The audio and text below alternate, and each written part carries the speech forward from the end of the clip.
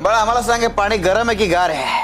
स्वामी आजोबा, चुलीवर ठेवलं होतं ना, मग ते पाणी गरमच असेल. पाण्यात हात घालून बघ.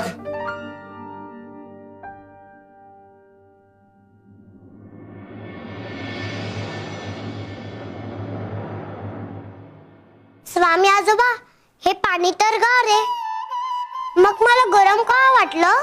कारण तुझ्या मनात हा विचार आला की पातेलं चुलीवर आहे म्हणजे पाणी गरमच असणार. पण बाळा, पातेलं चुलीवर फक्त ठेवलं होतं, तापवलं नव्हतं. आता आम्हाला सांग, या सगळ्यांना पाहून तुझ्या मनामध्ये पहिला विचार काय आला? स्वामी आजोबा, मी चुकले तर हे सगळे माझ्यावर हसतील. पण तुला तर तारक मंत्र पाठ आहे ना? हो स्वामी आजोबा. मग तुझ्या मनात हा विचार का नाही आला की आता मी या सगळ्यांना घडा घडा तारक मंत्र म्हणून दाखवेन, सगळे टाळ्या वाजवतील, माझं कौतुक करतील? बाळा, आपल्या मनात जे विचार येतात त्याप्रमाणे गोष्टी घडतात. तेव्हा मनात कायम सकारात्मक आणि चांगले विचार असावे. आता या सगळ्यांना तारक मंत्र म्हणून दाखव. हो स्वामी आजोबा.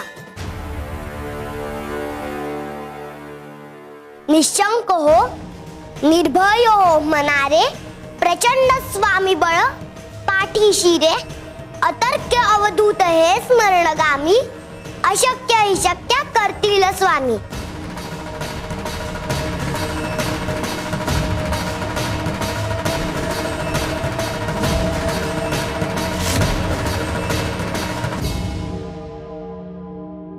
शाबास बाळा. आता ह्या पुढे प्रत्येक काम करताना, उठताना, बसताना मोठ्याने तारक मंत्र म्हणायचा.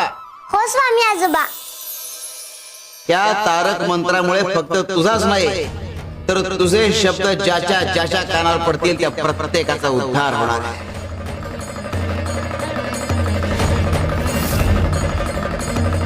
शिव शंकर शंभो.